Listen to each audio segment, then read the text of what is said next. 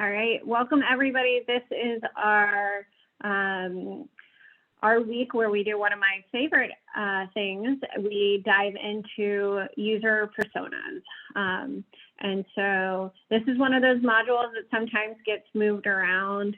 I do have to apologize really quickly because I know some of the modules have been locked out at the wrong time.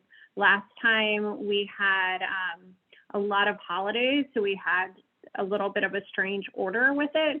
So we've been trying to finesse, and those dates got a little messy.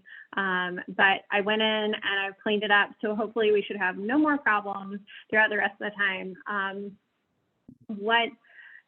Last week we talked about those questions, and I know most of you weren't able to submit your final questions because of that, because of the module not being open. But thank you to those of you who did, who saw at the last minute that it was open and submitted them. Really appreciate getting those questions. I do have feedback for you. Some general feedback on them is that you want to be paying attention to the parts of the design that we're really trying to focus on. So for instance, Diana, you had awesome questions, and I think that they'll really start the conversation going. But I would ask a little bit around that, like ask a story about when you booked something and how you did that, and like a booking disaster and a booking success or something like that, because we are curious about what that booking process looks like for you. So some of those questions that you run into, some of those design areas that we're really trying to think, how can we incorporate technology? Do we want to ask about that? Tyler, you had awesome questions as well. But I would say to focus in on really that empathy part of it, right? We want to know what they're feeling. Yours felt a little more like market research in terms of like frequency of things and stuff like that. We're really trying to understand like that level of motivation and kind of dive into like, we ideally, and we'll get into this more today, but we want to know like what keeps your customer up at night? What are they concerned about? Things like that. You also might want to look more into, and I need to talk to you more, but like the caffeine aspect of it, and ask some questions around that, the use of it and when they use it, things like that, trying to understand their motivations for a product like yours. So those are just some tips. And not trying to call out anyone specifically, but I think some of that feedback is good for everyone to hear. So really dive into the empathy, and please send your questions so I can look at them and I can give you feedback. You guys have been doing an awesome job with submitting your assignments at the end of class, the in-work stuff, but also remember to please submit those more refined versions of them as well. So, and everything that I say, I'm going to start grading the assignments as well. Everything, all the feedback that I give you, this isn't like, this isn't going to affect a degree. It's not going to do any of those things. I'm only giving you feedback to better your business and your process. So if maybe something doesn't have 100%, don't freak out. It's okay. It's just like, oh, well, I think you could have maybe put a little more thought into this portion of it. So it's more like it's just challenging you, and recognizing too that the work that we put in now really helps with saving work later and also shaping future assignments and future pieces of your business. So doing it in full and really with excellence helps those later parts of your business develop with excellence. I also wanted to mention really quickly that if you are not able to make it to one of these live discussions or you're late on your assignment, that's absolutely fine. We understand that you have other pieces in your life, but if you could please just communicate, that would be great. Like, hey, my daughter's sick this week, or I've got a thesis defense, or whatever it is that you are dealing with. we obviously want you to be complete whole individuals that take care of all aspects of your lives. And we understand that this is one of the many things that you're doing. So we're always going to be supportive of you. But it does help us know how to pace things. It helps us know if you're still engaged with the course and those sorts of things, if you do communicate. I wanted to take a minute to ask if anyone has questions. And Skylar, that was like right on cue, actually. Go ahead. Sorry about that. No, so if I already know that I'm going to be out for a week, I will not be present for spring break because I'm going to be doing a mission trip. And so I won't be available during March, the 13th through the 17th. So the 13th and 15th of March, I won't be here for class. I asked that with Wanda earlier, and so she knows that, but I didn't know if you knew that, and so I just wanted to, I guess, let that be known. But would you prefer that in an email? Thank you. RJ, are you writing it down? Do you have that? Okay, then we're good. Okay, cool. Thank you. Yeah, thank you. All right. Anybody else have any questions or just random housekeeping stuff that you want to ask about? How are the assignments going? How are you feeling about the course? Anybody? I'm sorry, I'm a little late today. For some reason, I thought I could just put in a number and it would put me on without having to click into the Zoom meeting from my previous Zoom meetings. But I'm here now, so sorry. No worries. Glad to have you with us, Linda. All right, everyone. So today we are going to be talking about user personas and really getting into kind of what makes your users tick and trying to understand them and create sort of these fictional characters around your target customers. Before that, I do want to say that we need you to submit those questions as soon as possible because we don't have class on Monday because of the holiday. And during this time, from now until next Wednesday, we want you to be able to start doing your interviews. So like we talked about last time, start with someone close to you or start with each other. And then go, keep going, but learn as you're doing it and start really taking notes and keeping that. Next Wednesday, we will be learning a process for going through your notes and organizing them and pulling out themes and information. So it's important that you have at least started your interviews by then so that it's useful. Yeah, Tyler.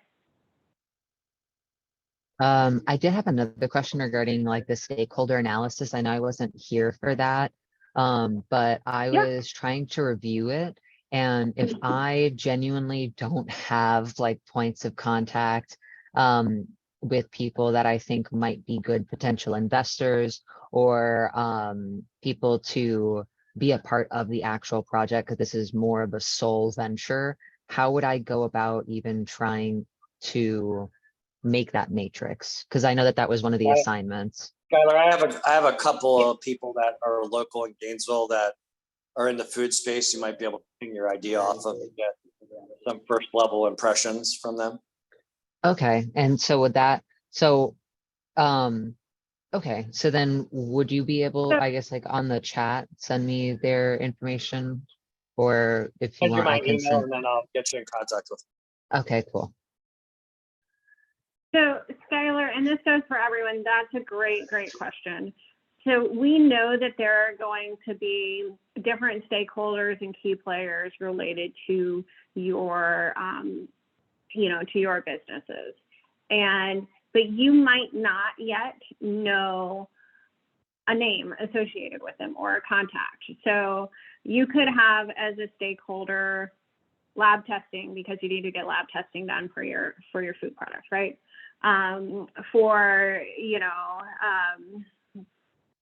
for someone else, it could be, you know that you need a bank account, so you're going to have a bank contact, but you don't know anyone there yet. You haven't figured out the which lab testing company you want to go with, or whatever it is.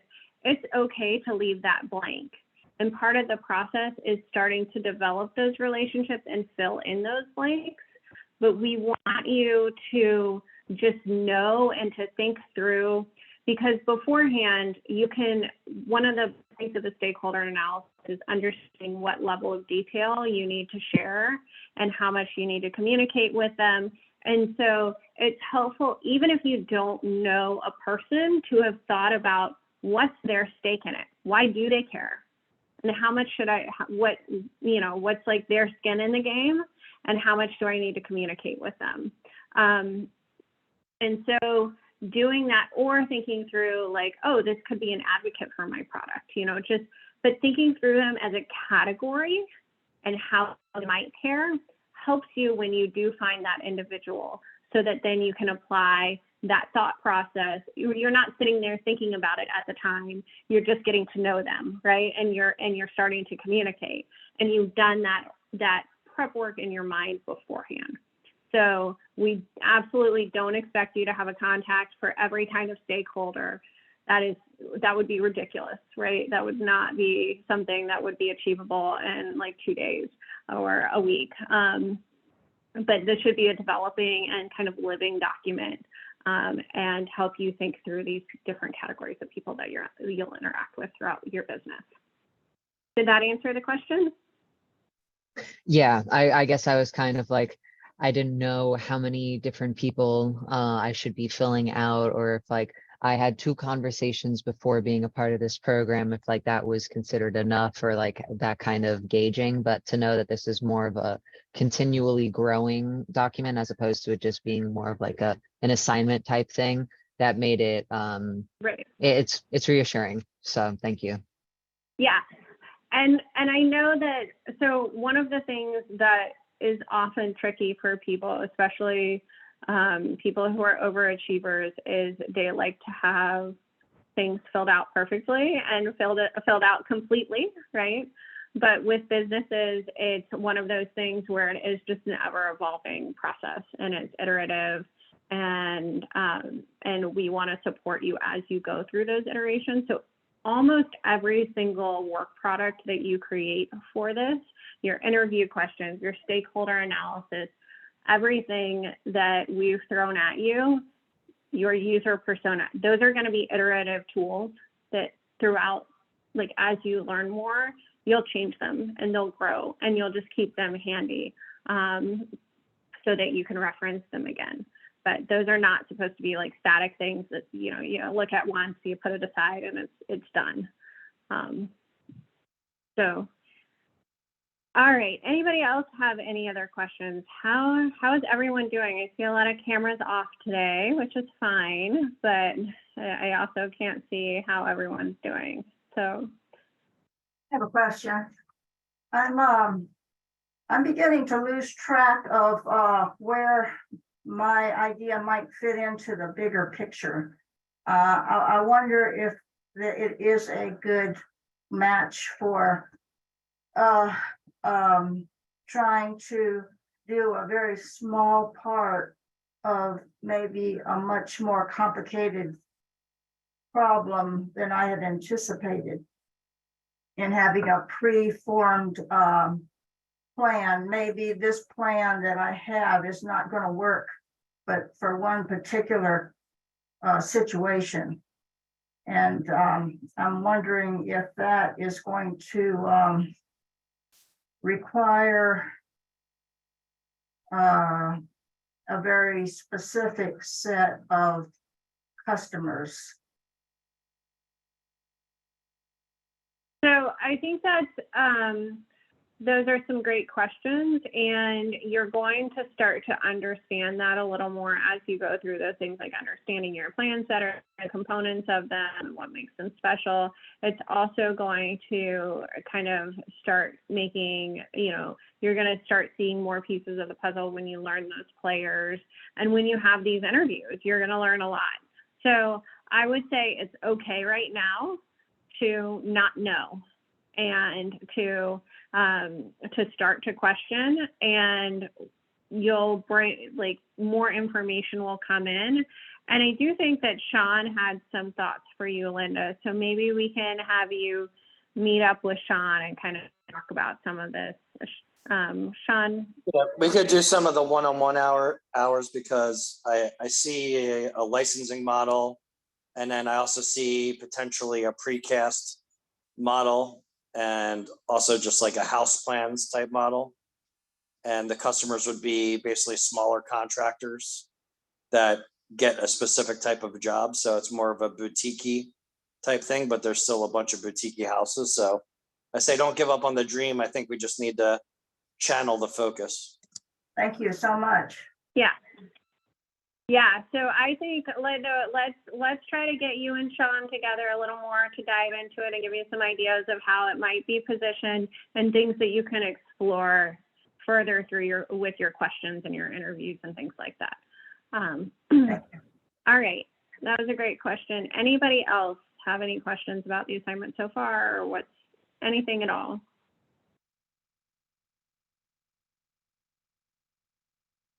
I was going through my questions, and I am from last week, not last week, from Monday. And I tend to do a lot of like leading questions. So it's taken me a little bit of time to put the questions together from what I started with and realizing, okay, like adding in like some of those scenario questions. But I feel like a part of me feels like because I feel like I know the answer, it's hard to do the scenario without leading them to the answer I want them to give me. So I'm just trying to, in a way, kind of step back from that and put myself in the shoes of if I were the client, I guess, so to speak, or the interviewee, you know, what would I want to be asked is kind of like how I'm trying to see it. Is I'm hoping that's kind of along the right path in a way.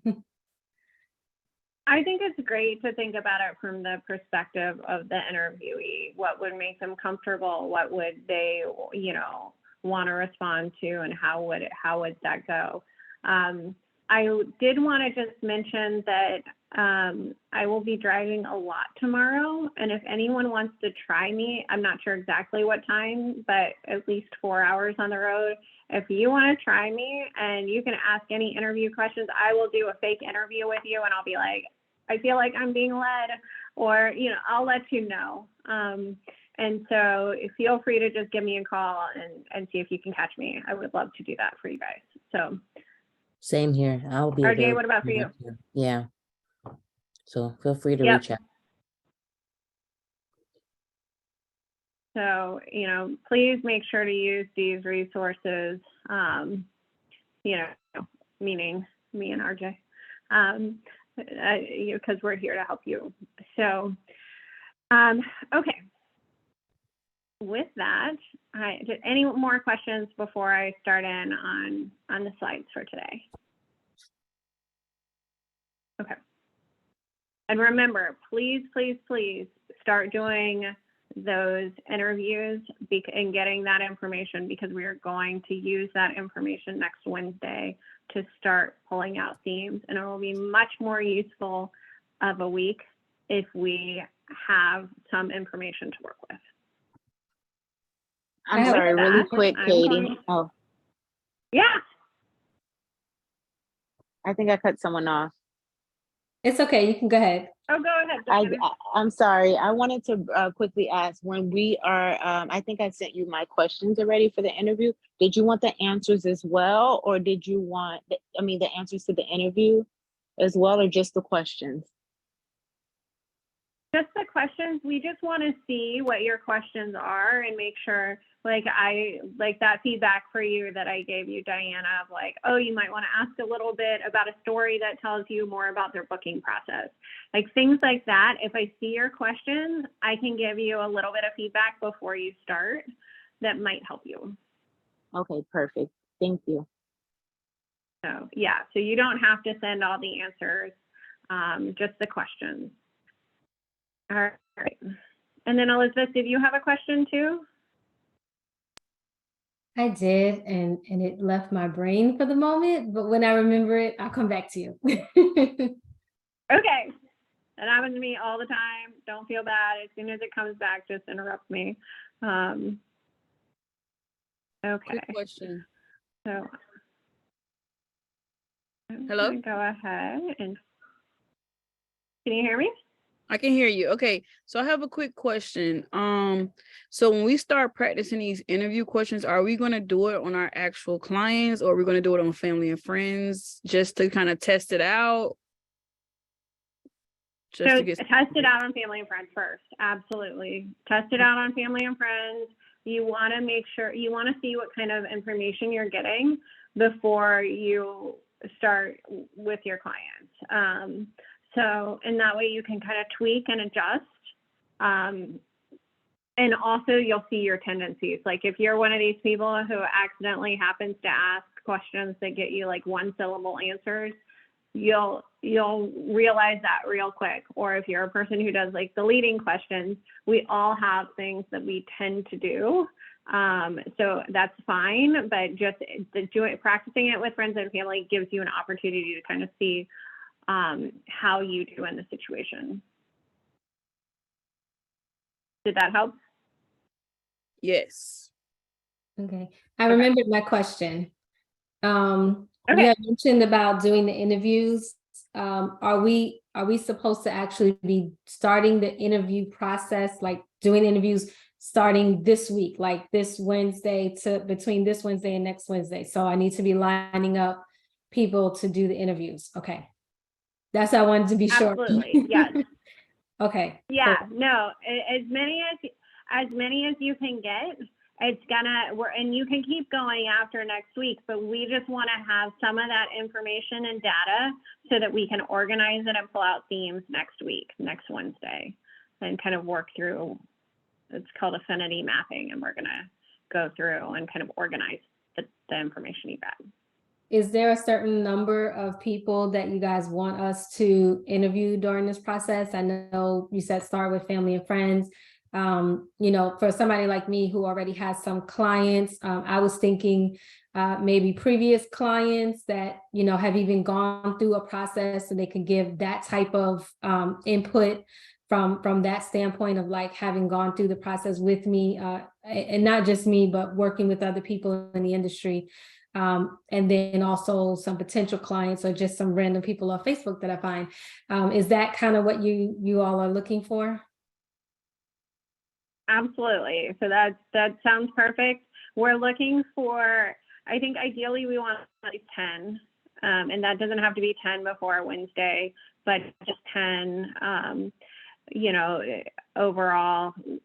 You know, I talked about last week that the rule of thumb for other programs that have a longer timeline is about 100 of your target customer, which, yeah, that was the right reaction, Skylar. That's a lot of people and that's a lot of time.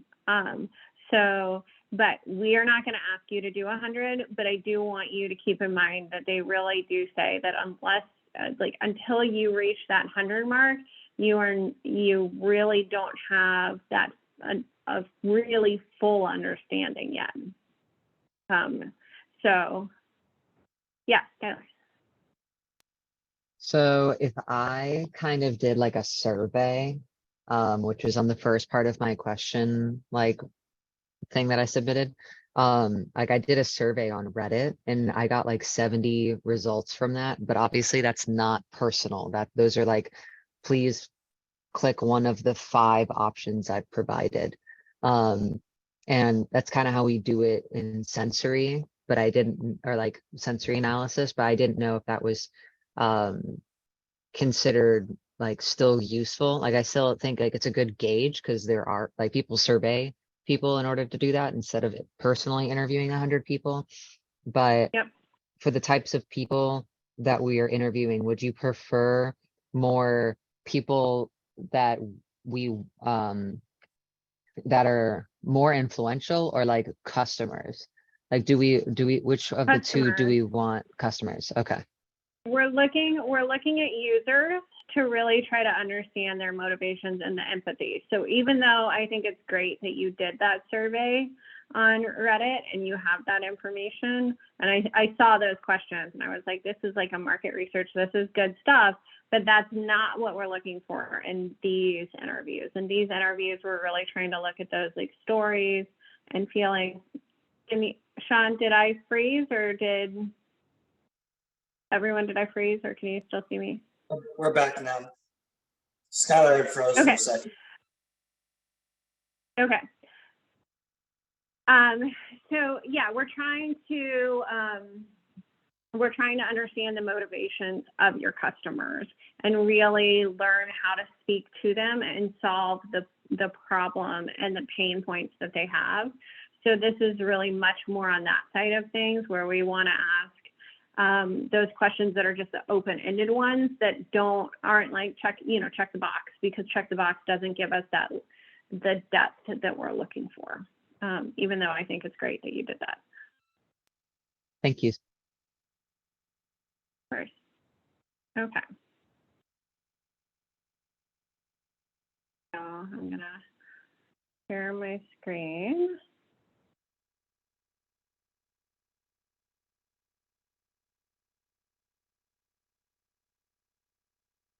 Give me 1 second.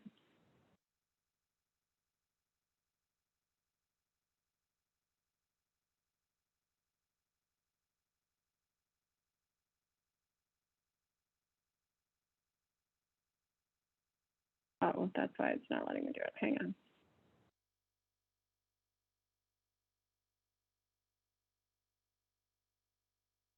Okay.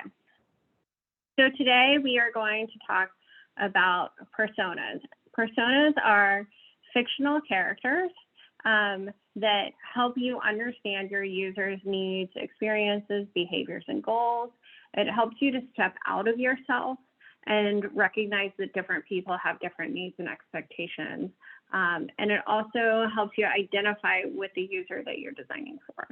So personas are used typically to represent your core customers, and they represent it's a representative segment of your core customer base.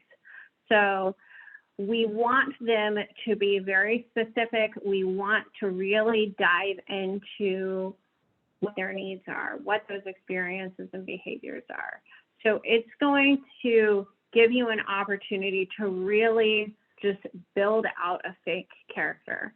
So, but the hope is that they will represent your customer very well and help you make decisions with it.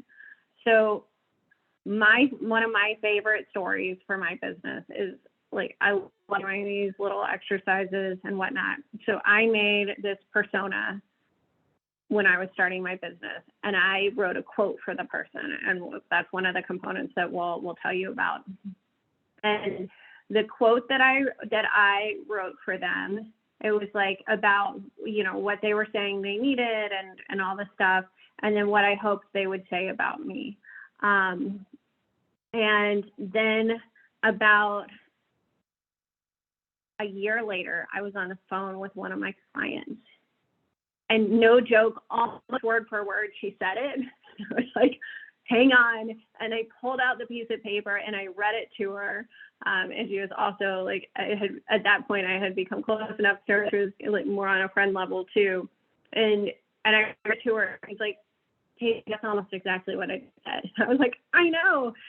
But it helps you make decisions, and it helps you customize a process and a customer journey and your product and all the pieces of it for that customer, if you can really step outside of yourself and understand them. So you're not trying to map what you want. You're trying to understand what they want, who they are. So I'm going to play a quick video for you. And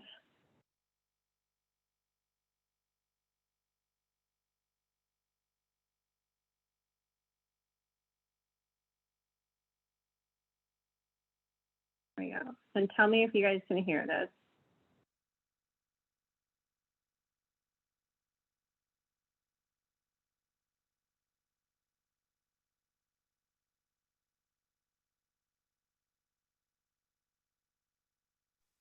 No, you can't hear it, can you? I don't hear it. Okay, hang on.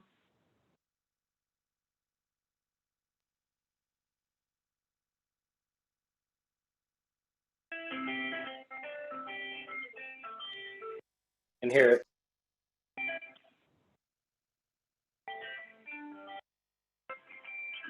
Personas.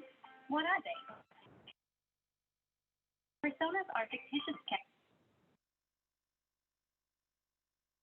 Still a little low. It's low and choppy on my end. Each of our desires, motivations, expectations, and needs of a group of real users. Thus, helping the project team obtain empathy with a different client profile that might be found on the market. The tool can be used at various stages of the process, but it is particularly useful in the idea generation and evaluation stage. When looking for a persona individually, or trying to solve their problems, innovative ideas are created. They will guide the creation of specific solutions for their needs and behaviors. From the field research are identified the user's relevant characteristics and their polarity. For example, young and old, technological and non-technological, among others. Hence, these aspects are combined to create different personas that represent the user's extreme profiles for products and services. Finally, names should be assigned and stories created with the needs that enable the personification of this archetype.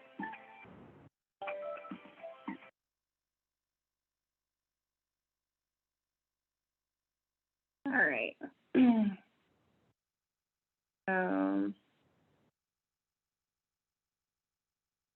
That's just a little video on personas. We're going to go back to our slideshow now.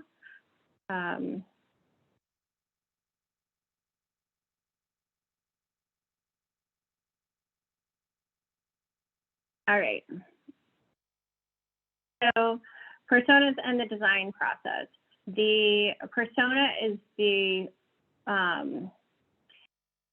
the voice of the user, and the design, you design for your primary user, like that core customer, and then you accommodate the second one. So really quickly, I just want you guys to think about like a character in a movie. Anyone got a favorite character in a movie or a TV show?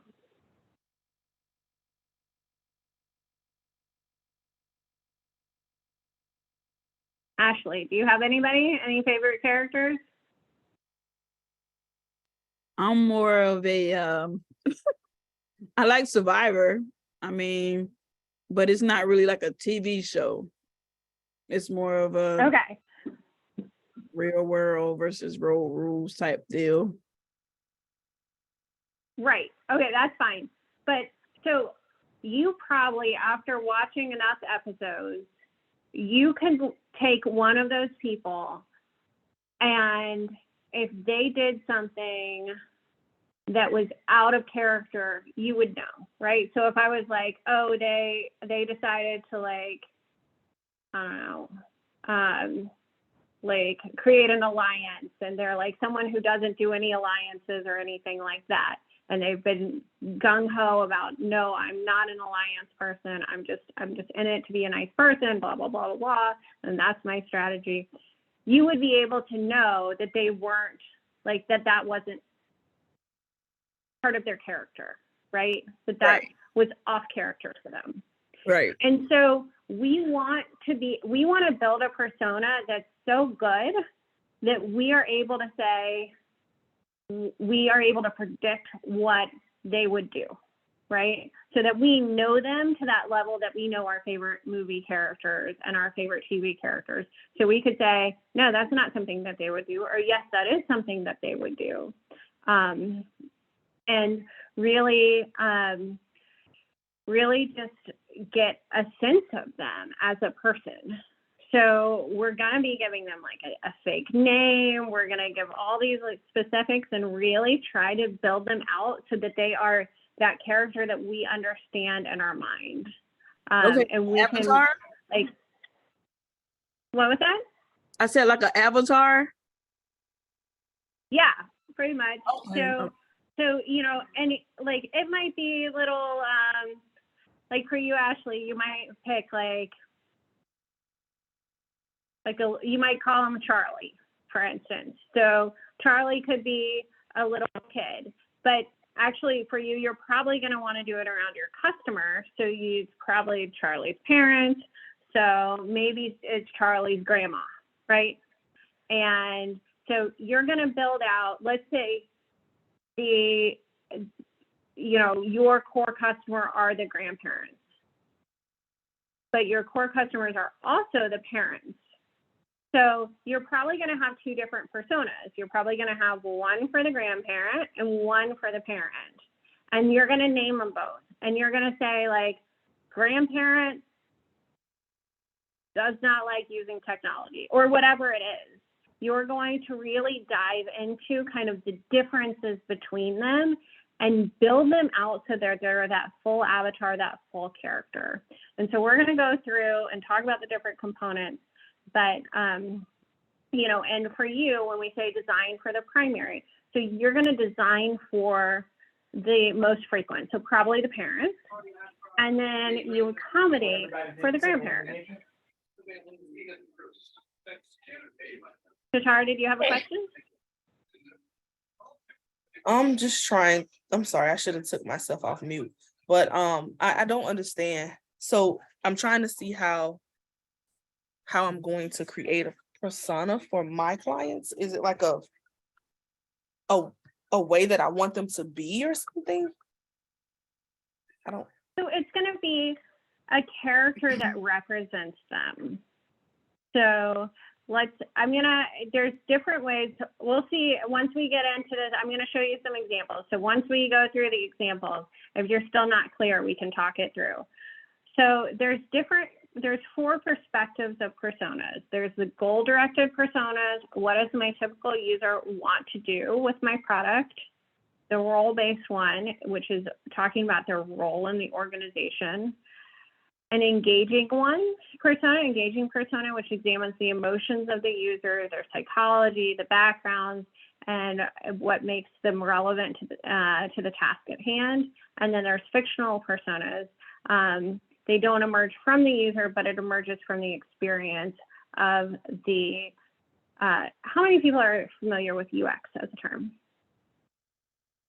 UX is user experience. So if you see UX, that's what it means. It's user experience. It's just shorthand. It's often used in the software world.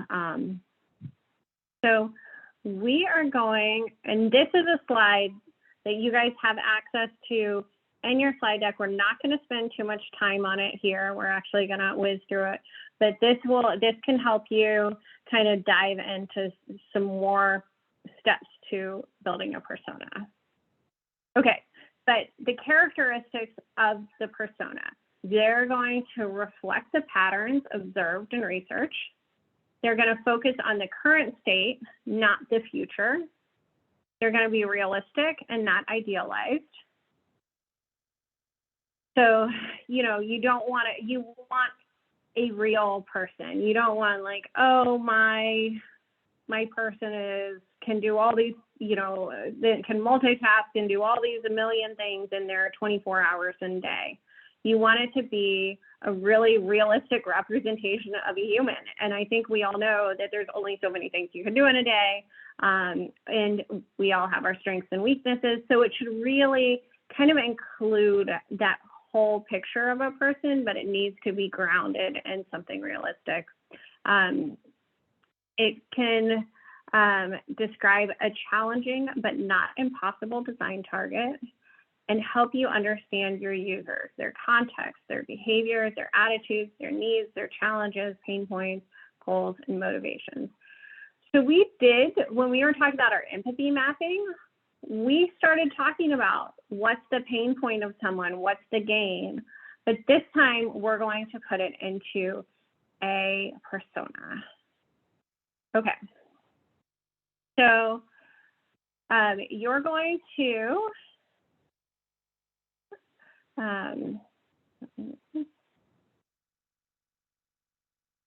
I know you guys don't have your interview notes yet, but many of you have already been working with your, you have clients already, you have experiences to draw upon.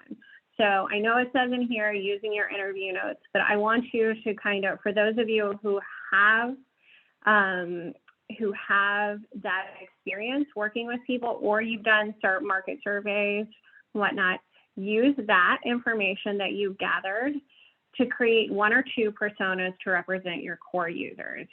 Each should have a slightly different story and use case. I know some people, and you'll see examples, but once you start doing this, I know some people that love this process. They love coming up with users and like their story and giving a fake name and all this stuff. But you want to keep it, I would recommend doing no more than 3, and they should represent different segments. Like they should be unique segments of your core customers. All right. The things that it's going to include a name, you're going to give them a fake name. You're going to make them a person. You're going to give them an age. You're going to give them a gender. Sometimes gender is one of those things that kind of accidentally gets stereotypes in there, but at the same time, sometimes it does. And same with age. But sometimes it does influence users' behaviors and things like that. So I would caution you here to not put too many, like to try to stay away from stereotypes and think outside of that, but think about what might affect their behaviors. Marital status is one of those things that does affect behavior. Sometimes, if you're thinking for yourself, or if you're thinking for an entire family, or if you're thinking for you and a spouse, or a partner, you don't actually have to be married here, but it's one of those things that you want to put into your persona to try to understand, like, what's their situation at home. You also want to put what's their situation at work. Where do they work? What do they do? What are their hobbies? How familiar are they with technology? And this is a really important question, especially for us, because we're going to be looking at how to incorporate technology into your ideas for most of you. And if your user is like, let's say I give my phone to my 12-year-old nephew. What's he going to do with my phone? How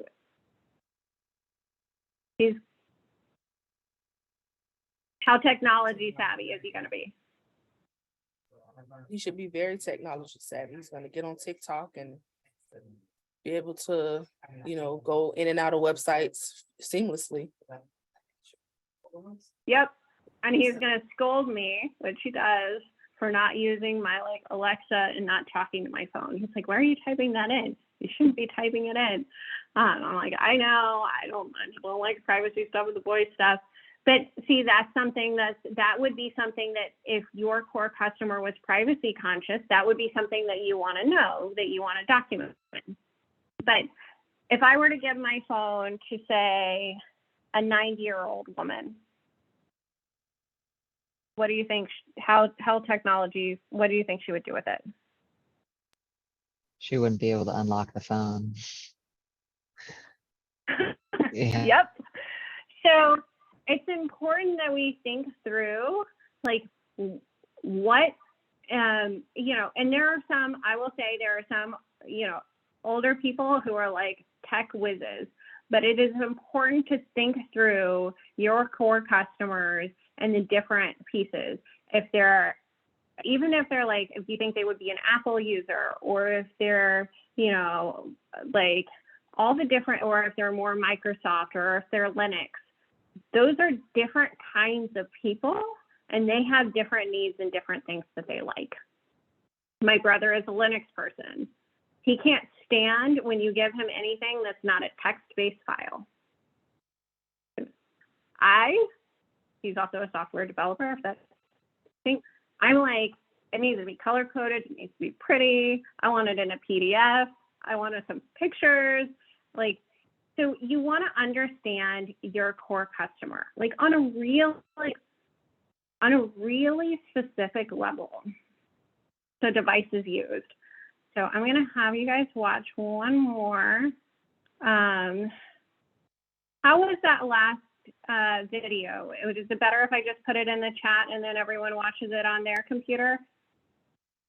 Okay, let's do that then. Okay, it's in the chat. It's like a 4-minute video.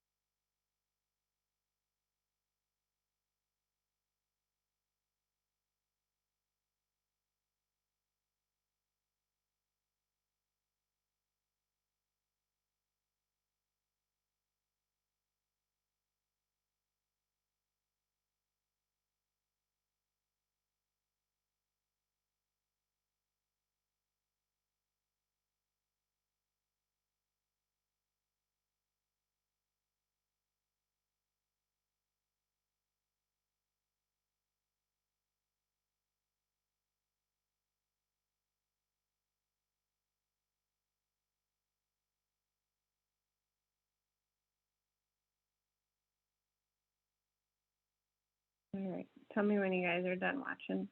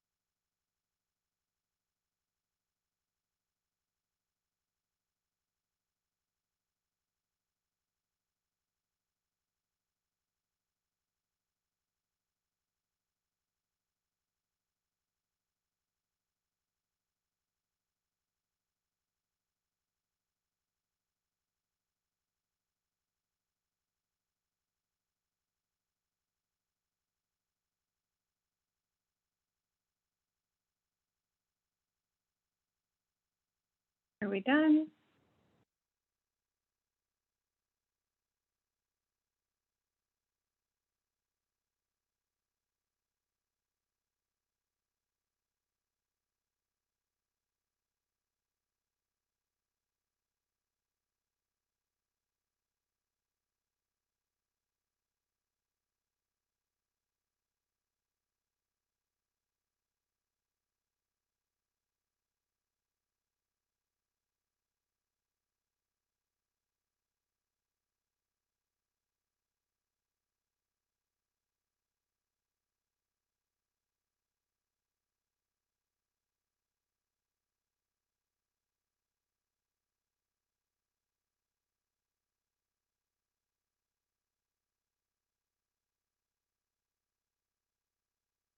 Now we're done.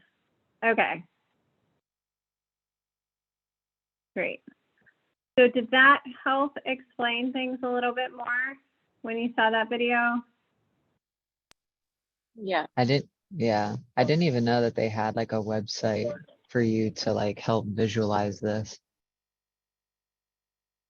Yeah, so we're actually going to use a tool. We give you a couple different websites where you can build some different ones. So we're going to do that together in a little while. All right. So creating design personas. So we're going to focus on, because we're trying to work on designing, we're going to focus on user goals, current behaviors, their pain points. This should not be focused on the solution. So once again, I know that I keep saying we're in that problem phase, but we are in that problem phase and we don't want to get into the solution yet. We want to focus on what their needs are, what they're trying to accomplish, and those sorts of questions, but we don't want to give them the solution yet. So just a note on that. You're going to talk about their values and their goals and their needs and their limitations too. What are their hurdles? The attitudes, their patterns of behavior. And those patterns of behavior are really helpful to design something around them, right? You want to know what they frequently do, what they don't do. And so you can build that into your process and help them. So we are, let me pull up these examples.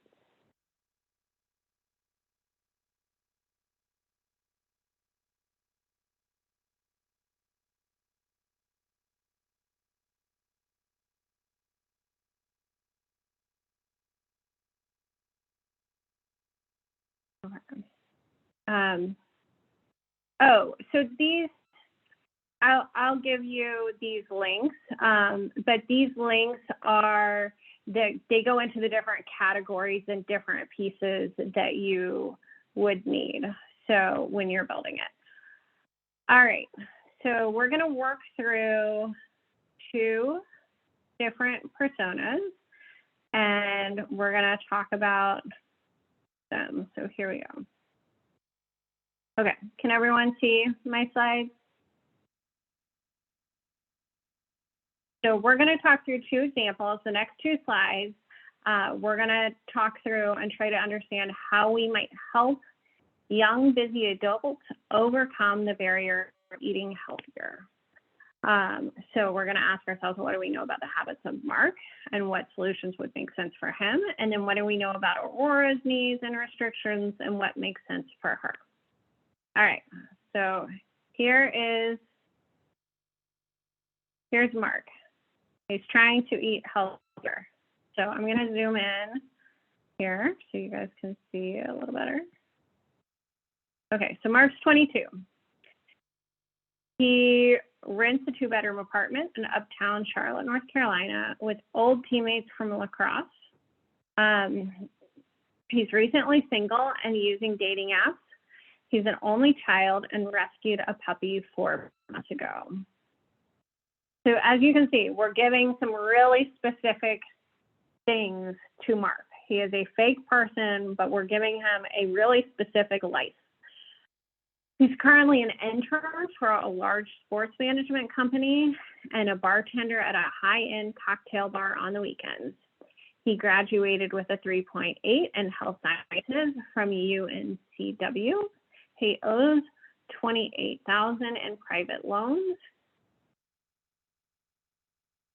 His behavior. His hobbies include eating out, lifting weights, playing club lacrosse, drinking draft beer, tailgating for UNC, and watching live music. He wants fast shipping. He values a low price, prefers online marketing, light colors, and simple websites. He owns an Android and shops on mobile with referrals from social media, such as Instagram and Facebook. His personal goals are to be out of debt by 2024, to be engaged in 4 years, and to work in a university sports medicine department. He prefers chat systems for customer support. He values a quick response and 24-hour availability, probably because he's busy working at odd hours and he wants to make sure that he can have that availability when he needs it. He shops online between 7 p.m. and 3 a.m. Yep, there he is. Because he's working weird hours, he's doing things in those late nights. Buys during pay periods at the end of the month and often uses promo codes. He studied abroad in Chile. He can speak Spanish and some Italian. He travels on a budget and prefers hostels to hotels. So are we getting a sense of him? Are we starting to understand Mark a little bit here? Okay, he's very fit and active, but has a bad diet due to eating on a budget and drinking often. He seeks out health information daily. All right. So if we are trying to solve the problem of him eating healthier, what do we know about the habits of Mark to start out with? What did we learn from that? He works weird hours, so it looks like his work schedule will be non-traditional. And so it looks like his eating habits would probably be a lot more difficult to be healthy, because only late, like fast food places and stuff like that, are open at night, unless he can pack his own lunch. Yep, that's great. And that's like talking about those patterns, right? And so how to design around those patterns. What else? I would think that with him using apps a lot, he probably would use Uber Eats or other types DoorDash. of food. Yeah, DoorDash, like other types of food apps in order for convenience. And they do have like local restaurant type things on those apps, but with prices for those apps being quite high, I can see like there being some, like maybe he doesn't do that often and does resort to fast food, but like every once in a while he'll like actually indulge in a healthier meal. Yep. All right. What else?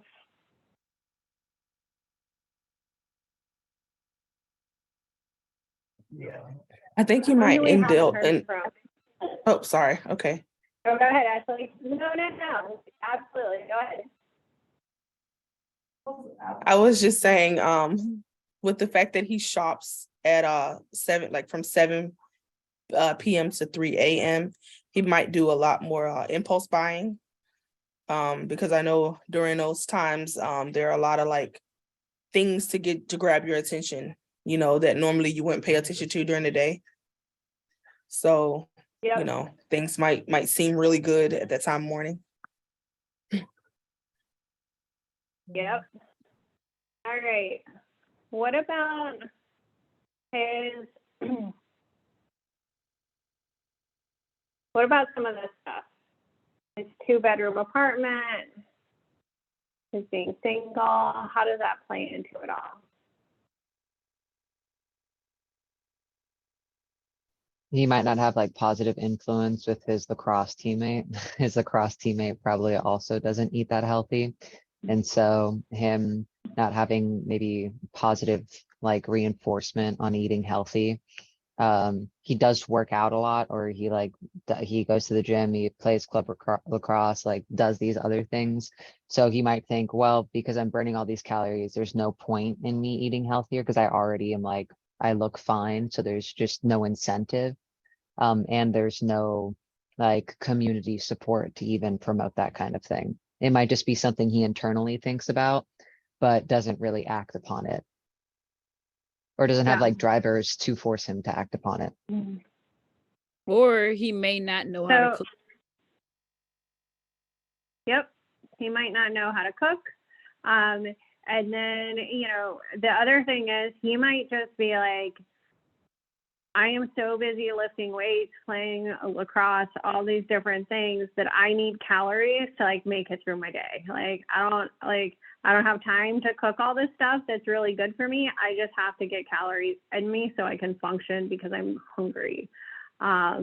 So there's a lot that we can know about him just from this persona. What solutions might make sense for him? Anyone have any ideas for a solution that might work for him? Meal prepping, I believe. Maybe he should prep his meals. I mean, there's companies that sell like to people that need meal prepping. They send it to your home if he wants to do that. Yep. And that's a great idea. Diana, anyone else? I think that maybe he might want to quit his job as a cocktail bartender. He might be worried about seeing all the people that he serves, how their lifestyle is getting them into problems. And a lot of it is because you might drink instead of eat. So maybe if he got out of that atmosphere and was more positive.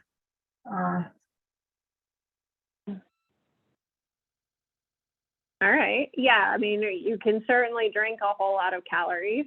That's something that could be affecting him, and if he kind of changed that environment some. All right. So we're going to switch now to Aurora. And Aurora is fuzzy on my screen. Is she fuzzy on your screen? Yep. So I'll read it. So Aurora's quote is cut off. These are slides that I've inherited. So, all right, her demographics. She's age 24. Her location is Mount Vernon. Her family, she's single living with a mom and dad. She's a financial consultant. She's diabetic, type 1. Her tech comfort is very high. She goes to the gym 4 times a week. She loves to cook, but doesn't have time. She eats out twice a week. She uses insulin daily, works a lot, sorry. And she's moving out of her parents' house. However, her parents are concerned that she may not have time to make healthy meals. They suggest she find a food service plan that will meet her health needs. Her goals and needs are to maintain her weight, to monitor her sugar intake, to log her calories, and to have healthy food options. All right, so what do we know about Aurora from this? What have we learned about her needs? And if we go back and her restrictions.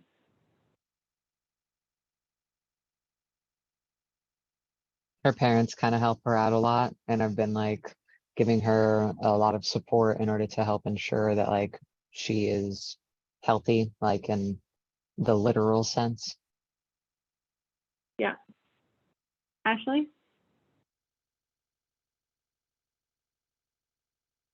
Yeah, she doesn't really have to do anything as it relates to her sugar intake or anything like that, because her parents are pretty much monitoring that stuff for her. So yeah, she's just working.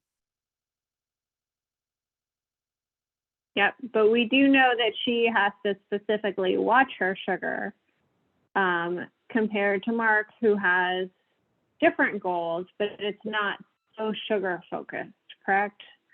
Right. So would it be easier for right, her so- to utilize the companies that meal prep? I think that would be easier for her to do, because they're saying that she might not, but she eats out twice a week. But they're saying that she might not have the time to make healthy foods. So using the meal prep companies that gear towards people that have diabetes would be beneficial. All right, that's an idea. What else? He I seems feel like like a pretty positive person for all the problems she has. She gets out and does things, even though it could jeopardize her in certain times. I think she just needs to make time for herself, like for self-care, because that's a part of self-care with her having the insulin that she has to take on a daily basis and moving out. So I think she just has to like allot time for her meal prepping and things like that, or get a trainer that can help, or a nutritionist that can help create that plan for her to follow. Yeah, I agree with that. I like the fact that it's consistently saying that like she just has a lot on her plate and she isn't able to take care of herself, and her parents have that concern of her inability to like maintain consistency other than work and like working out and all of these other factors in her life. Um, probably some probably some sort of like the door meal plan thing might be assistance, or yeah, even pre-made meals. Like they make pre-made meals you can buy from the grocery store, and putting that in the microwave or your oven or something like that. Yep. I was thinking maybe because she loves to cook, like giving her solutions where she could cook a bunch of stuff on one day of the week and maybe just change it slightly with different sauces or whatever to give her some variety, but a solution where it's like you have, you're going to do it in bulk, and then you'll know also how many calories, because you can easily kind of, and you don't have to log it individually, because that's also been kind of determined that one day of the week. So obviously the difference in Aurora and Mark, there's quite a bit of difference in the solutions that would work for them and what they're looking to do in their life. Yeah, Elizabeth. I was going to say that now we have so many things that make it easier to cook, to even when you don't have time. So even like getting a slow cooker that, you can prep the night before, put it in and turn it on and go about your day. Air fryers are major. They're wonderful. If you don't have one, get one. And I think there's a lot of things like that are out that can help her manage her time when it comes to cooking. But I also look at it too, wondering if she doesn't have time because her parents do so much for her that it's easy for her to add more to her plate. And once they're not there anymore to do that stuff, then she's gonna use those cooking skills and things like that. So I think part of her habits may be leaning on her parents so much that she's inundated herself with things. And I think once she gets to that point, she'll realize I do have time to cook. I just have to move my day differently. Or let go of some of these things that are not necessary, but I did it because I had the time. And this is kind of actually personal to me, because at one time when I first moved back to Florida, I lived with my parents and I didn't have to cook. By the time I got home from work, my mom was already in the kitchen. So a lot of it was just because I did not have to, and she didn't do it like, oh, I'm going to make sure I cook before you get home. That was just her routine. And so for the length of time that I stayed with my parents, I did not have to worry about food. And then it's like you move out on your own and you're like, oh, wait, I have to adult now. Like I have to really think about what I want to eat and things like that. So I think once she makes that transition, she'll be able to see, and things like I said, slow cookers, air fryers, things like that may be more beneficial to her as opposed to taking it from stove to plate. Yep. So, all right, I love how you guys are really starting to kind of understand these different people and their needs, and like you're talking about them like they're friends, almost like who you could give a suggestion to, and you could help them out with their life. And that's the level that we want you to get to with your personas. We want you to have these people who you feel like and who you can take your different questions that when you're coming up with a design and be like, would this work for this person? And you would be able to actually know them well enough to be able to say if it would or if it wouldn't. So we're going to work on finessing your personas. So we're going to craft a scenario in which that person would like to use your product or service, including an image, name, and quote that expresses the needs and goals of the users. And we're going to get feedback, and then we're going to alter based on that feedback. So that's the process of finessing your personas. These personas, just like the other things, like the interview questions, your stakeholder analysis, they are things that you will continue to finesse. So you'll get feedback and you'll alter on that feedback, but you first have to really go through and create them in detail. All right, so elements of a persona.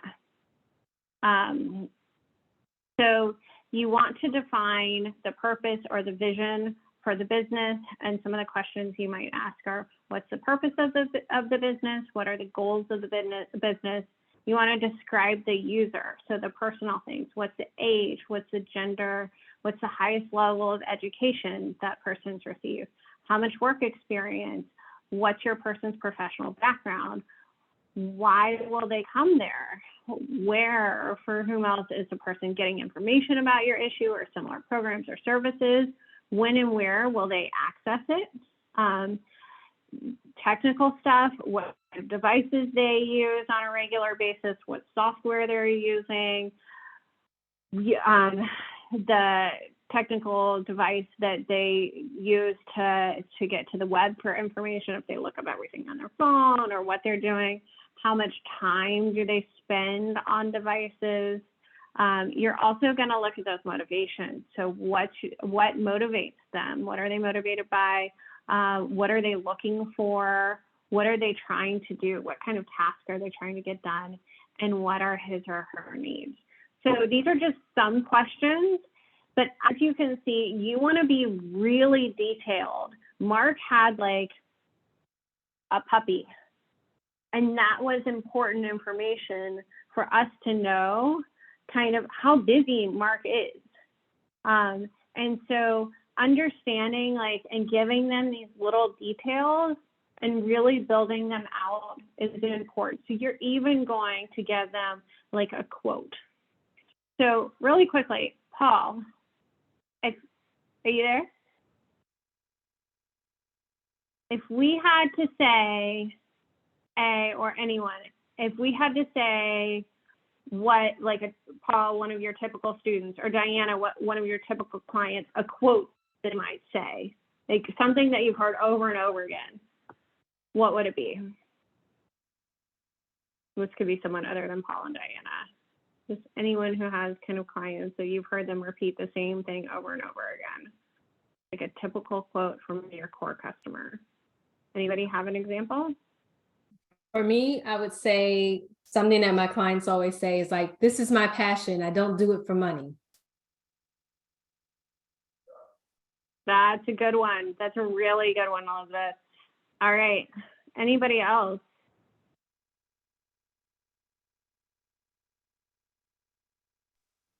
I guess what I hear often is, my clients are traveling or they're busy, so they always, I want to say always say that they wish they can put me in their suitcase.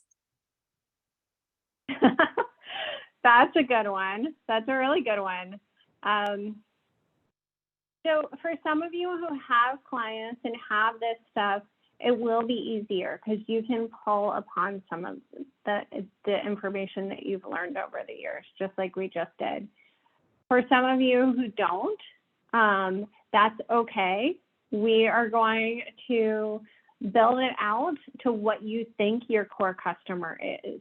And then through your interviewing and whatnot, you're going to start to understand that better and you're going to finesse. All right. So we are going to, let me actually do a full share of my screen again. I just had it like that for, going through a rapid, oh no. Okay.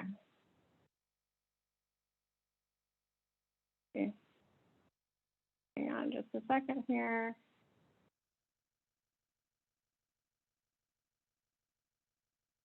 Okay. So we're going to create a lean persona. So it's going to be, you're going to give them a name, you're going to give them some demographics, a couple needs, and some behaviors. So that's like the lean version of a persona. So I want you guys to take just a few minutes to write down what you think is a lean version of your persona. So name, give them a couple demographics, some behaviors, some needs, and some goals.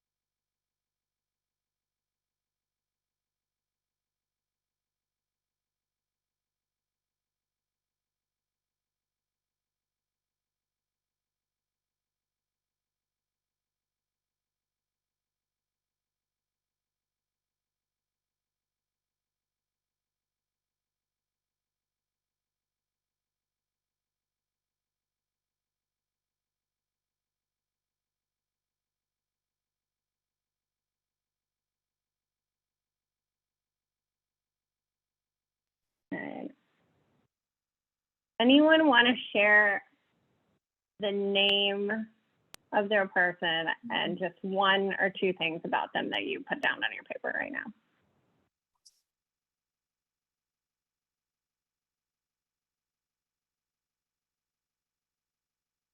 My person's name is Jake Young, and All right. they are 19 years old and male. All right. Did you get to a need or a behavior?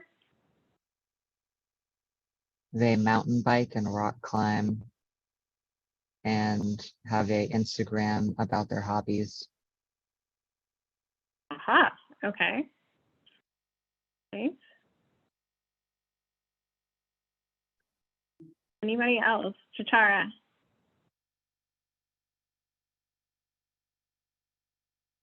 Yes. My person's name is Brandon. Black male, 25 years old. He's currently in treatment. He's married with 3 kids and he's unemployed. Some of the behaviors that he has, because of his drug use, he's running from the law. He has prior charges with the law, and he hasn't been very successful in treatment. And then that's how far I got. All right. That's awesome. I like the specificity that you're building in and how you're starting to really kind of build it out. Anyone else willing to share?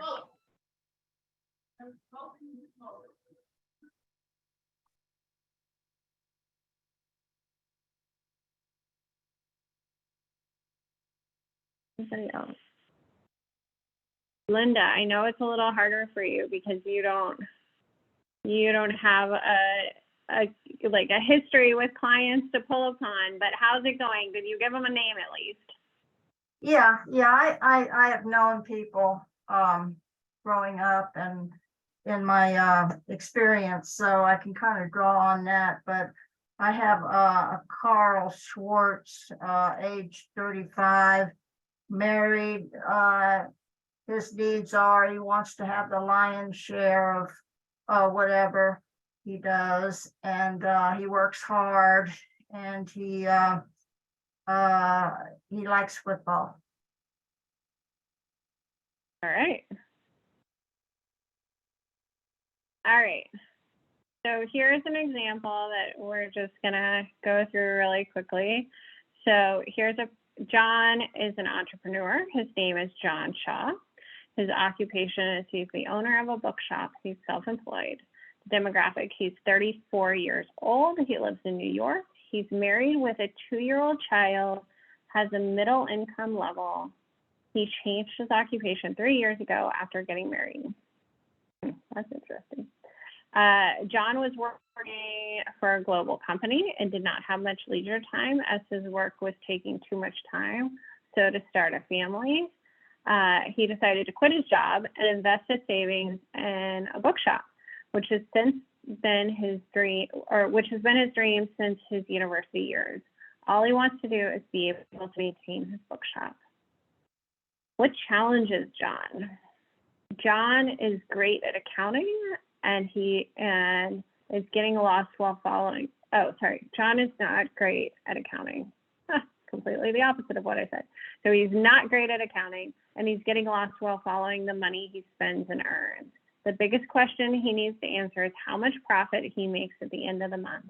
He has to spend a long time to make an efficient analysis, and he quit his corporate job to spend more time with his family. What John needs. John needs a product that will handle the analysis of his income. He's looking for an easy-to-use product that enables him to see how many books he has sold, how much money is made, how much money he has spent, which categories and titles is the best seller of his shop. In addition, this product must give precise results and shorten the time he spends on managing the shop. So it's got to shorten that amount of time. Why?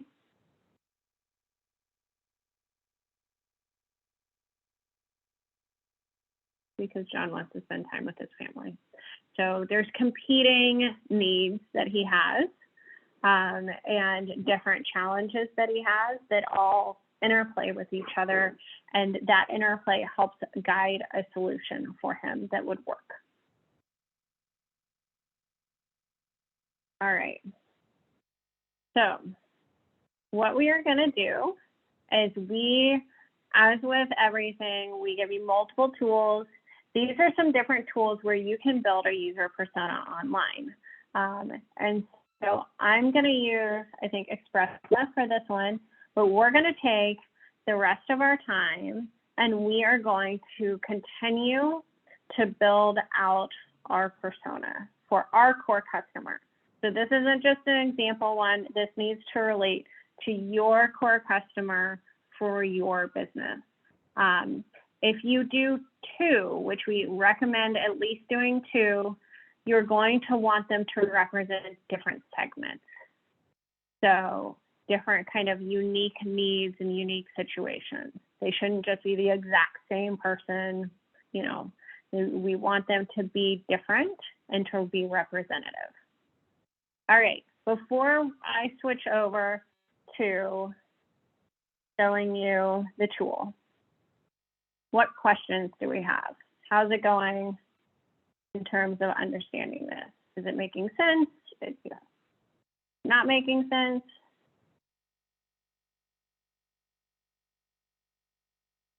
It's making sense to me. I'm just kind of working through the behavioral portion. I see so many different types of behavior patterns. So trying to choose some that I know would be kind of like broad, like cover a lot of them. So I then wrote some out and scratched them out all together. So still working, but yeah, it's the point. Yeah, Elizabeth, I felt like when you and I were talking, you already had some of these segments in your mind. You had the person who has a nonprofit who wants to give it a go themselves, right? They want to work through that, like they want the tools, they want to do it themselves. Right. That's actually my first one, a do-it-yourself personality. Yeah. And then we have, what's the other one that you're going to do? So the other one that I was looking at is the other one that I get is the opposite. Somebody who really needs their hand held through the entire process. They have literally 1,000 questions, and they are looking for that reassurance at every stage. Like, is this right? Is this right? Can this do that? I just want them under, so it's a lot of that where the do-it-yourself person is kind of like, okay, it's A and B. Okay, I'll be right back. And they come back and they have A and B, and they only really reach out to you if they really have a serious question. And the questions are generally very valid and like sometimes even challenge me to like go into a deeper dive. But they're two very opposite, and some I have to hold their hands, and some I know they're good once I give them the information, and that's it. So for me, it's a great balance, because while I'm holding one person's hand, the other person is off doing their stuff. So it kind of balances itself out a little bit, just a little bit, not enough. Yep. No. So, okay. So you have two really clear ones already. Ashley, what about you? Do you have two clear ones? Are you going like parents and grandparents, or what are you thinking? Right now I was just focused on the one person, which was Frankie, pedestrian, 28 years old, working single mom, dad's in and out of the children's lives. She has 3 children, 40K a year, works in a warehouse, new hire she's just transitioning from being a server. Always on the go. Children eat a lot of fast food. Children are in extracurricular activities, so she's always moving fast. Very sensitive, passionate, and protective of her children is what I have so far. I was just kind of building out that one first, and then I guess moving over into the grandparent side of things. Yep, and you should focus on that main one first. But Ashley, having the detail level and how you're thinking through like the things that they care about, the job, all the different things, like the different family relationships at play, and all that is really important to fully understand your person. So keep going. That's awesome. Let's see. Tara, what are you thinking? So I'm gonna I'm gonna work Brandon out all the way through, because he was a person that was a real mixture of clients that I had. So that's one. Also, I was thinking of going the complete opposite, and doing somebody that's older in age, more well off, and dealing with depression, loneliness, and trying to find connection and meaning in life. It's like they've made the money, they've done everything they need to. Their kids are out of the house, they're grown, they're off doing their own thing, and then how can this person still thrive? So that's where I'm headed with the second one. Nice. All right. Renard, what are you thinking?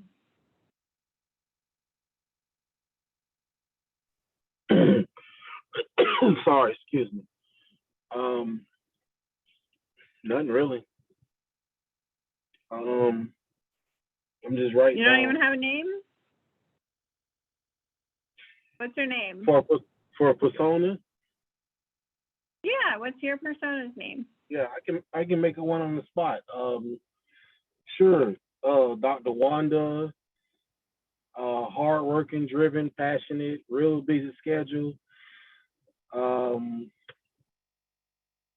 Likes to ride bike, so hopefully we can enhance that experience to some augmented reality. Sure. All right.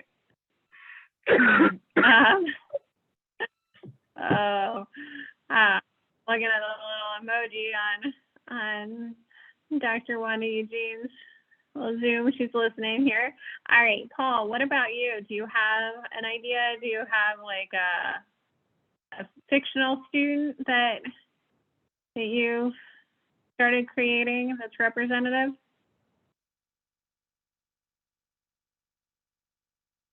Paul might just be listening in tonight.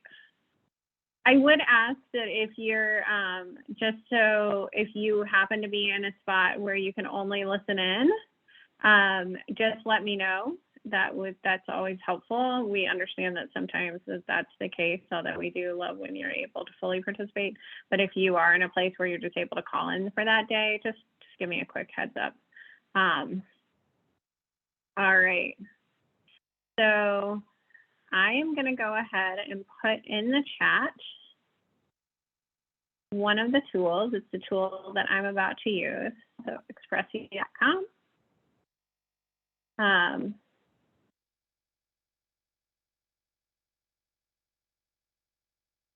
And then I'm going to share my screen so you guys can see this. All right, so I just signed up this evening. You can do a free account. It just takes a minute. And so if you wouldn't mind just going ahead so that we can all kind of be together when we do this, go ahead and make a free account. You're going to have to verify yourself with your email. It'll send you like a little verification code. Yes, Skylar. So I'm kind of I'm trying to like sign in and create an account, and it keeps on saying that like my email is wrong, and I don't really know what that means. It just says like an error at the top, and it's like, you are wrong. It's like, what does that even mean? It's not a friendly message. You are wrong is not really. I don't know.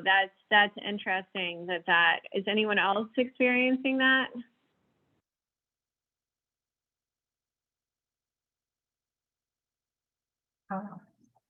Should we be clicking on the free trial?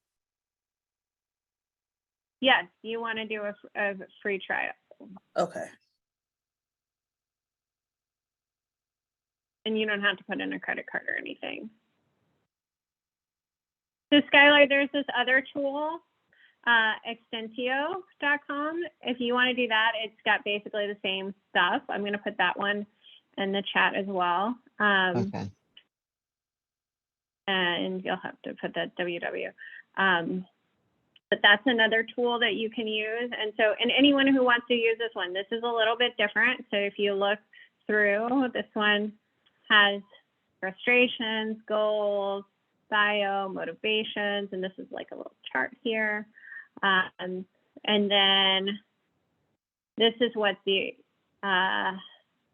Expressia one looks like. It has a lot of the same thing. So it has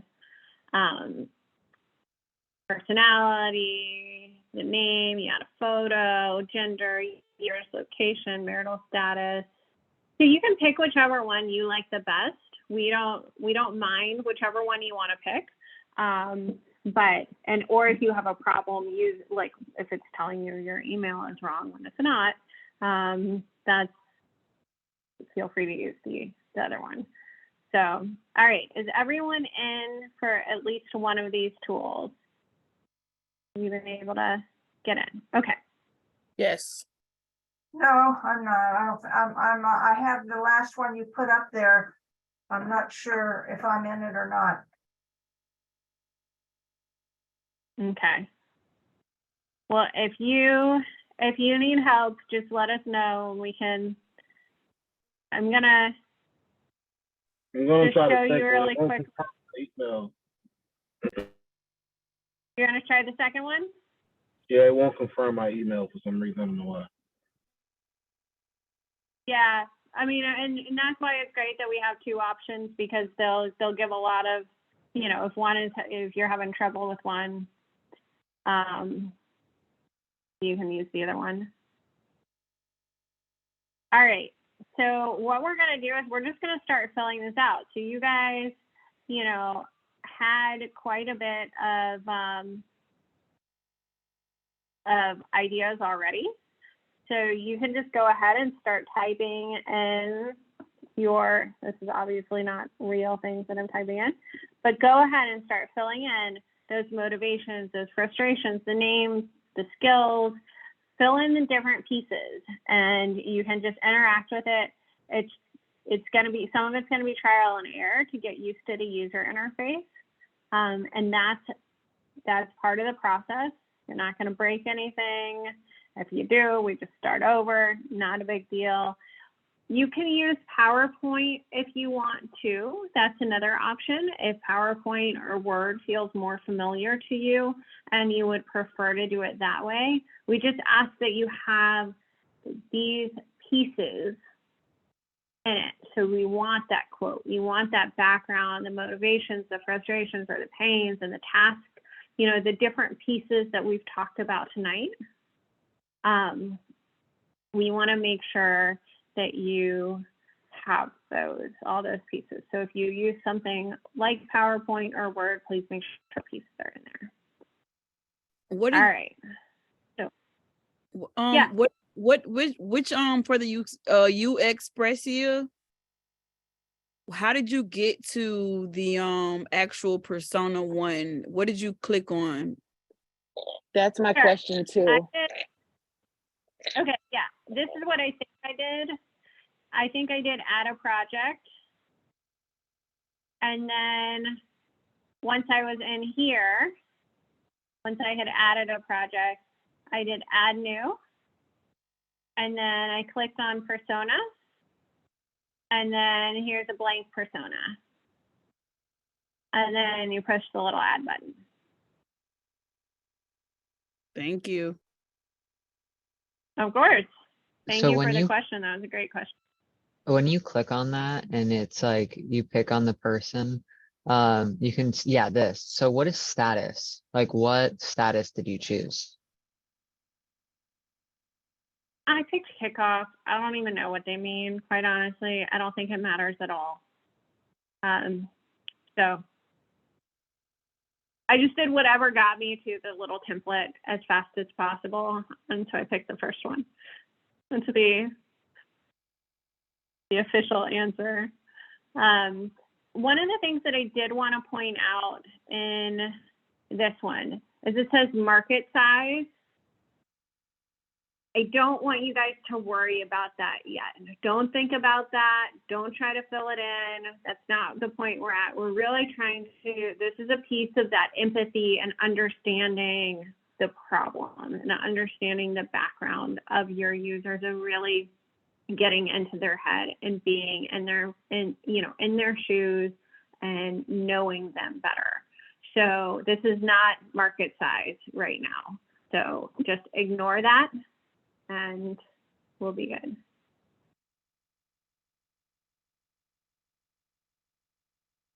This one is kind of fun, the brands and influencers. I really like doing that because a lot of times like Skylar, for you, what grocery stores are they shopping at? Or are they like farmers market people? Like understanding those buying habits in terms of where they get their food, what else they might be buying, you know, what they buy frequently when they go to purchase things. That I think is helpful information. How do you even click on that? Because it seems like it's just an add image type of thing.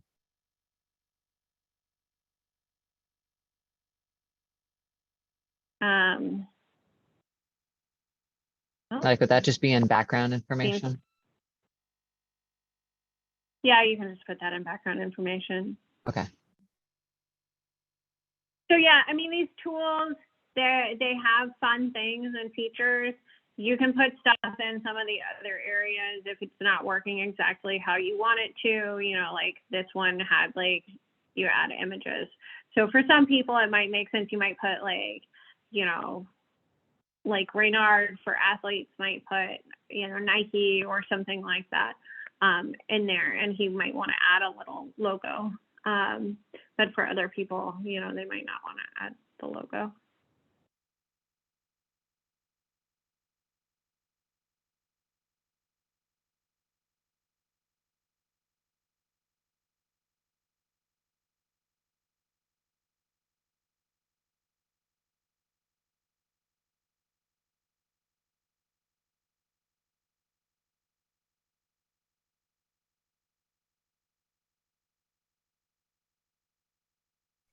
I have a question. When we're looking at their goals, are we looking at them from a personal, like, are we looking at their personal goals or their goals within like working as a client? Like for me, for nonprofits, am I putting like their goal that they want to do within working in that industry, or is it just like their own personal stuff, like how we created their demographics and their behavior and stuff like that?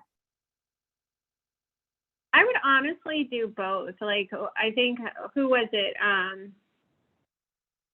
You know, when we were talking about John, I think, who had the bookstore, and his goals were like his challenges, which also turn into kind of goals, or the accounting and getting a better sense of the numbers and having something that speeds that up. So that's a very work-oriented thing. But then he also had the goal of wanting to be with his family more. So having both sides of that and having a really comprehensive view of someone and their goals helps you build a better solution. So I think the more comprehensive you can be, the better off you are. So I would recommend putting both. Okay, thanks. Of course.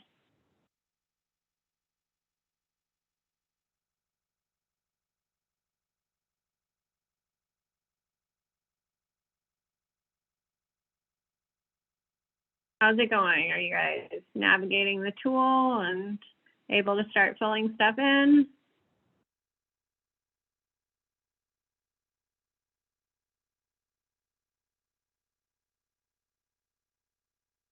Okay, I got some nods. That's good. Honestly, just trying to play with it a little bit to kind of get familiar with it. With like some of the personality types and like reading and seeing what they really mean and all that type of stuff. Yep, and that might be just what what you get to in the next like 10 minutes is just getting familiar with the tool. But all that good stuff that you were thinking of before, and you had, I don't know if you had written it down before, if that was all in your head, but make sure you put it in here somewhere. We want to see it all, and we want to get that really complete picture. I call myself putting on a Word document, so it's already printed or typed, so that when I had to email it, I was ready. But you switched it up on. I did. Oh, it's funny. Sorry. Same thing, Diana. You put it in a Word document. Absolutely, but you want us to put that under goals and give it a quote, right? So yeah, so by the end of in the next 15 minutes, you can either submit what you have. So you can either submit what you typed in Word, or you can just take a screenshot of where you're at with your user thing. But I want you to continue filling it out and to upload the actual, like a full user persona, a complete one. So send me or text me the kind of work in progress, which could be that Word version. Okay. But yeah, ultimately we want to see like one that's completely built out. Okay, perfect. I mean, even better would be if you can do two. So for those two different customers. Okay.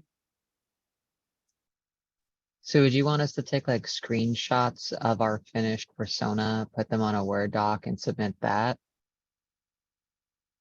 So you can do that. I think there's an export feature. Export, let's see.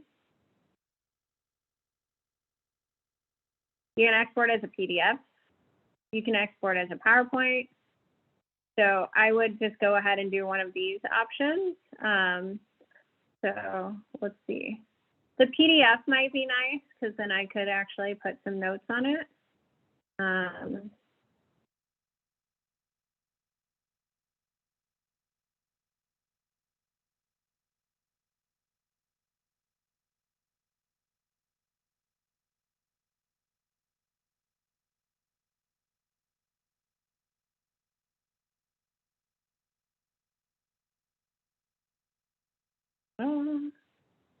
Well, and that's kind of handy if you want to just print out a blank one and scribble on it. Not scribble, but right. If you're more of a write on a piece of paper and work it out that way, this could be a helpful little tool. then send it.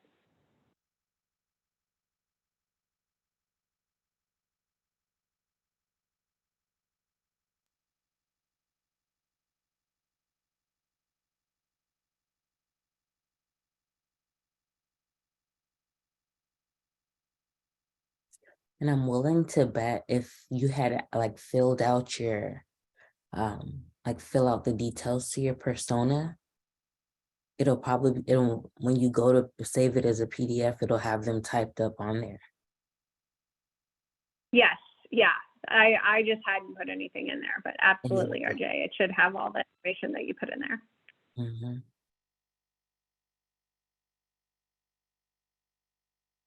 All right, so as you guys are working on that, I'm just going to give you guys a couple of reminders, things that I've already said tonight, but I just want to say them again.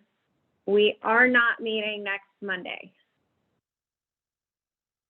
Everyone good with that? Everyone acknowledge that we're not meeting next Monday. Okay. The next thing is that next Wednesday, we will be doing an activity that helps you pull out themes and understand the information from your interviews. So it is very important that you have some information so that you can actually work through that process during Wednesday. So over this next week, we want you to be interviewing people. Start with your friends, start with your family so that you can test the questions. If you want to call me tomorrow, I will be on the road for 4 hours. I'm not sure exactly which 4 hours, but I will have to be on the road. So feel free to give me a call. You guys should all have my phone number and you can test your questions on me. I'm happy to help you with that. RJ is also happy to help. You have RJ's number as well. So you can test your questions on us. You can test them on your family and friends, and then go out and start interviewing potential customers, stakeholders, get some of that information so that we can start pulling out those themes and really understanding it next Wednesday. Everyone good with that? Okay. Okay. It's like a chorus of these little thumbs going up. The other thing, we want you to submit your final assignments. So you're then awesome about submitting your assignments at the end of class. You've been really, really good about that. And I know that the modules were messed up, so you couldn't necessarily submit some of your other ones. Now that that's hopefully fixed, please, please, please submit your finalized things. If you owe me something like your launch goals with some dates, please send those to me. If you haven't done your stakeholder analysis matrix, please get that in. It does not have to have a specific name for the person. So send us what you've been able to put together so far. We want to see it. And for those of you who have already submitted it, thank you. Really appreciate that. Let's see.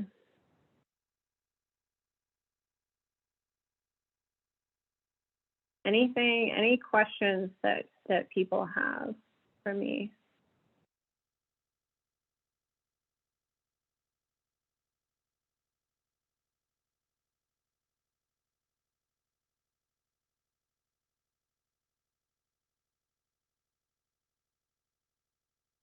Yep, I want to just put a great tip in the chat. She says, when you do your interviews, pay attention to the details of the people you interview and use that to further populate your personas. Most personas are created from a combination of your core customers and stakeholders.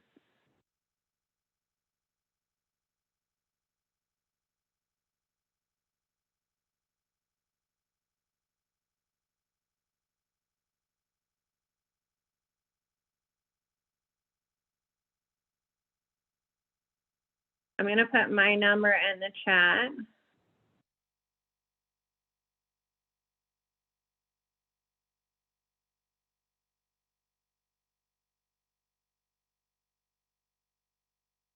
And then I have RJ's number in my phone, so I'll put that in the chat too here.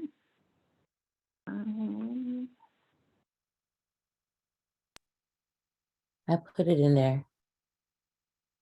Oh, great. Where? I don't see it. Oh, sorry. Wait, 1 second. Okay.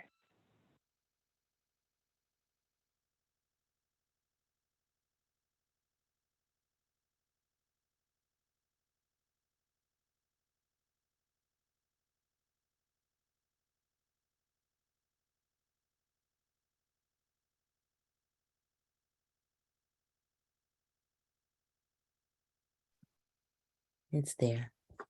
And also, excellent. Thank you, RJ. As a reminder, when you guys start seeing those grades come in, if it's not 100%, it is not the end of the world. It just means that there's room for improvement. It's not, you know, nothing bad is happening there. We're just trying to push you and challenge you a little bit and get you to really think through these assignments completely.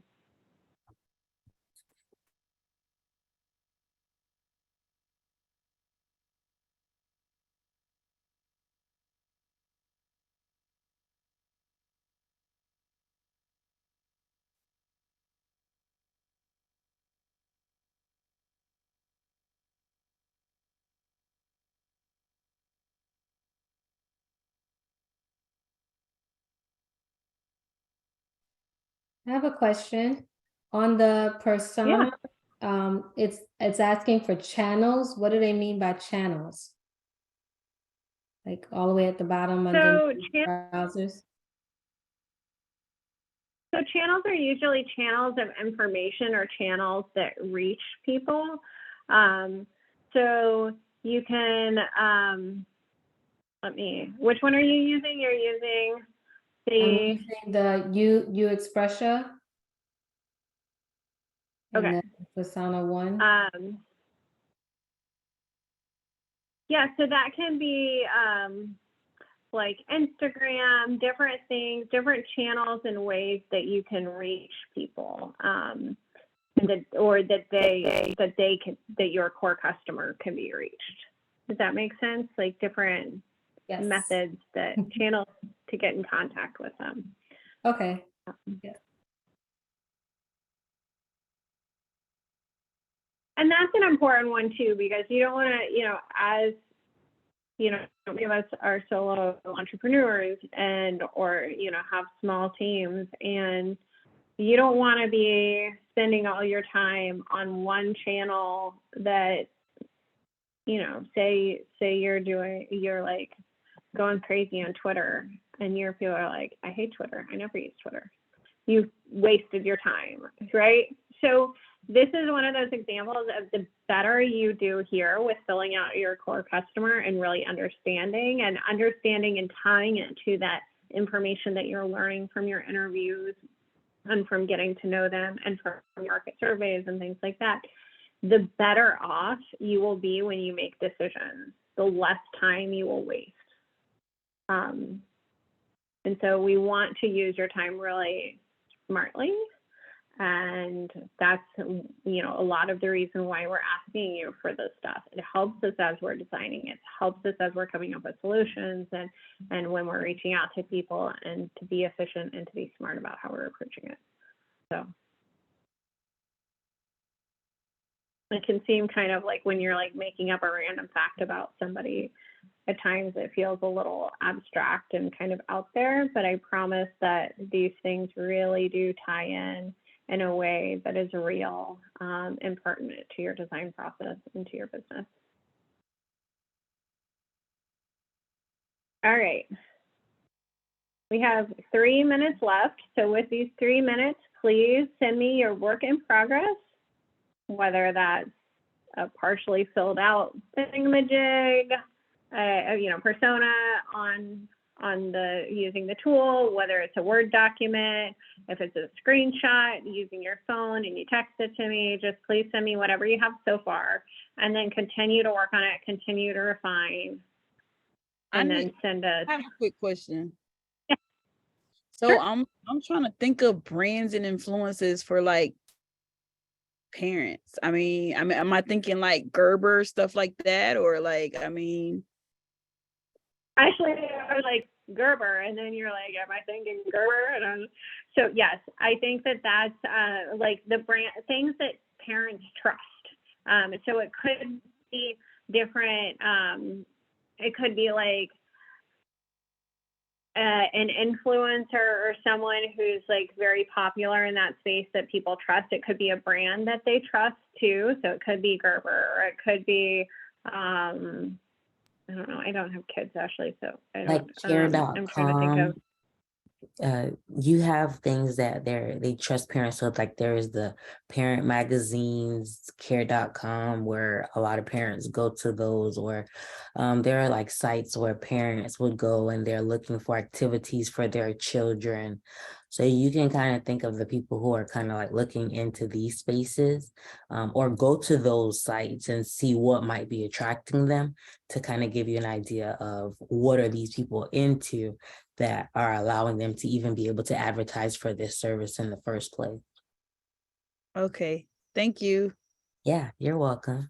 And also think through like your person, right? So there might be the stay-at-home mom who has oodles and oodles of time to read every single parenting resource out there.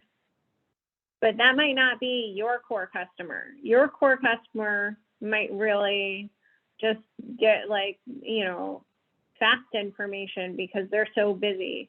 Or maybe they get a lot of their information from their friends or from TikTok or from, their parents on how to do things. So those influencers can also be the different people in their lives, things like that. Or like Facebook groups, things like that, right? Yep. But make it so that it's about the kind of person that you see as your core customer, not just like any parent. Okay. So like whatever my person is that I'm creating, this is her interest, or what draws her in. Mm-hmm. Yep, these are the things that she looks at, she cares about, she has time to see, because we're doing this realistically. So we want her to be as realistic as possible. And if you're in any of those groups, I mean, feel free to even like start a discussion and ask, see what the feedback of what you'll get. Okay. All right, I see some of these coming in. I hope everyone, I'm going to close this down for the night. I hope everyone has a wonderful long weekend. Skylar, good luck on your thesis defense. Very exciting. Can't wait to hear how it goes. And I can't wait to see all the personas once they're built out. So please send us your stuff and please feel free to call. And with that, have a wonderful evening, everyone, and a great weekend. Good night, everybody. Good luck, Good Skylar. night. Good night. Thank you. Bye.